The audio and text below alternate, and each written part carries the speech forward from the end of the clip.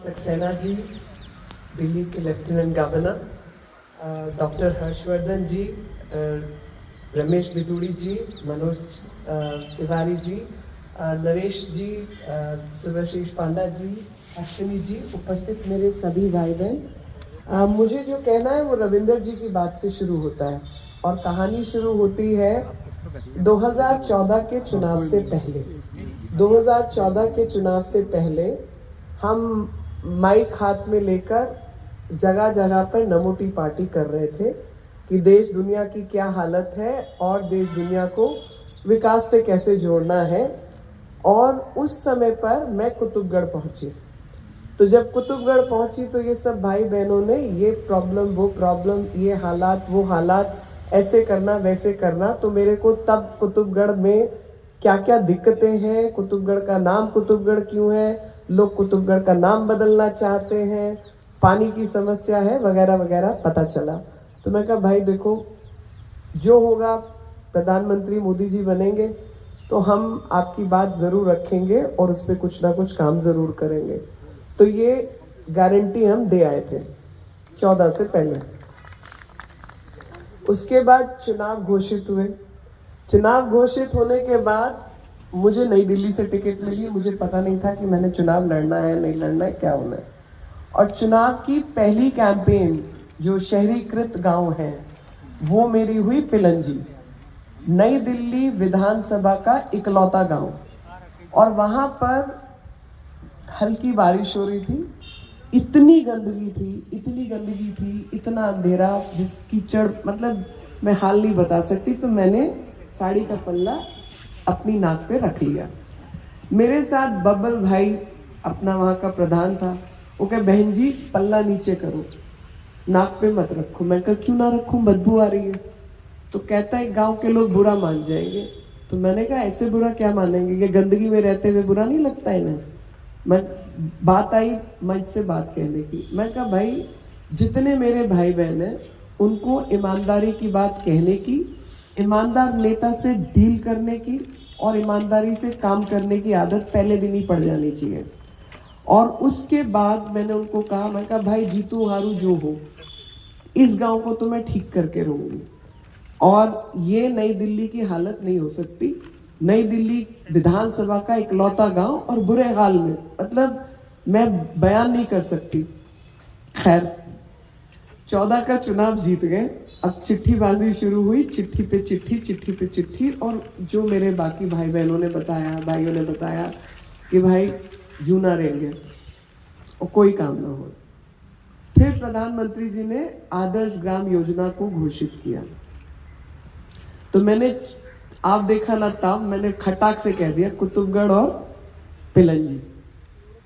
और फिर आया कि जी रूरल गांव तो मतलब रूरल होना चाहिए, ये तो ग्राम सभा नहीं है, यहाँ तो हो नहीं सकता। मैं कहा भाई दिल्ली में तो ग्राम सभा नाम की चीज ही नहीं है, सारी RWA चलती हैं।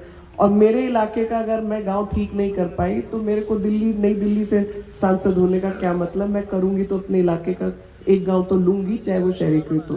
तो हमने पिलंजी गांव लिया और कुतुबगढ़ लिया। और आज सक्सेना जी आप सबके बीच में लेफ्टिनेंट गवर्नर के रूप में बैठे हैं। मैं हृदय से आभार व्यक्त करना चाहती हूँ और ये रिकॉर्ड पे लाना चाहती हूँ कि ये उस समय खादी ग्रामोद्योग को KVIC के चेयरमैन थे। तो मैं इनके पास गई, इनसे मैंने कहा कि भाई दिल्ली सरकार तो कुछ करेगी नहीं, आप मेरी मदद करो। और जितनी हमारी स्कीम्स हैं उन सबको हमने प्रधानमंत्री जी की स्कीम्स को लागू करना शुरू किया। नरेश जी आपके बीच में बैठे हैं, आज चीफ सेक्रेटरी हैं, उस समय NDMC के ये चेयरपर्सन थे। इनको मैंने साइड में लिया। इन दोनों व्यक्तियों की वजह से मेरे दोनों गांव डेवलप हो गए। इनके लिए ताली बजनी चाहिए, क्योंकि क्या होता है, प्रधानमंत्री जी कहते हैं सबका साथ सबका विकास, और अगली बात बोलते हैं सबका प्रयास। तो जहां पर प्रयास मिसिंग हो वहां पर काम कैसे होगा। तो प्रयास तो हर एक का ही चाहिए, और इस केस के अंदर प्रयास हमारे गांव के देहात के हमारे भाई बहनों का भी लगा। LG साहब खादी विलेज इंडस्ट्री के रूप में उन्होंने KVIC के चेयरमैन के रूप में हमारी मदद की। MP लैड के मेरे भी कुछ पैसे लगे, नरेश जी ने एज चेयरमैन एनडीएमसी काम किया। बैट टूटकर हम लोगों ने कैसे तैसे काम निपटाए और डीडीए के भी माध्यम से काफी काम हुए। तो शुरू में कि भाई एमपी लैड दूसरे की कॉन्स्टिट्यूएंसी है, नहीं लग सकता। तो मैंने कहा भाई दूसरे की कॉन्स्टिट्यूएंसी जरूर है, लेकिन आदर्श ग्राम मेरा है ना, मैं उसकी कॉन्स्टिट्यूएंसी में चमका रही हूँ। वोट उसी को पड़ने जो वहां का सांसद होगा, मेरे को नहीं पड़ेंगे वहां के वोट। लेकिन मेरा जो काम मैंने अपने जिम्मे लिया या जो वायदा मैंने किया, जो गारंटी मोदी जी के नाम पे हम 14 से पहले दे आए, उसको तो पूरा करना है या नहीं। और मोदी जी के नाम की गारंटी कि इन व्यक्ति को हम जानते हैं, हमने इनके काम को गुजरात में देखा है। उस समय के मुख्यमंत्री जरूर थे, लेकिन भारत के प्रधानमंत्री बनेंगे तो भारत को सुधार देंगे, ये हम गारंटी पहले दे आए थे। और वो आप सब चारों तरफ देख रहे हैं कि विकास यात्रा जो देश भर में चल रही है, जो मोदी की गारंटी चल रही है, उस सबको हर एक स्तर पर दिखाई दे रही है। और सक्सेना जी जैसे और नरेश जी जैसे जब एडमिनिस्ट्रेटर हमें मिल जाएं तो हर काम संभव है। आज इस मंच के स्थान से मैं खास तौर पर उन सभी भले लोगों का धन्यवाद देना चाहती हूँ जो आंख और नाक नीची करके काम करते हैं। मुझे कमल जी सहरावत जी की बात याद आ रही है। उन्होंने कहा बातों से पेट तो भरे, तो मैंने कहा बातों से पेट ना भरना भाई, तो बड़ा देख लिया हमने, फोटो और बातें ही बातें करवा लो, काम ना करें। यहाँ तो काम करने वाले लोग बैठे हैं जो कि काम करें, बातों से पेट ना भरे। तो बातों से पेट नहीं भरकर काम करके जो पेट भरा जाता है और बाकायदा लोगों के जीवन में जो बदलाव लाया जाता है, वो मैंने अपनी आंखों से देखा। और इसलिए तसल्ली होती है कि ईश्वर ने अगर 2 हाथ दिए, बुद्धि दी, काम करने की क्षमता दी, तो भले ही 2 लोगों की जिंदगी में बदलाव ला पाए, वो बदलाव तो हम लेके आए हैं।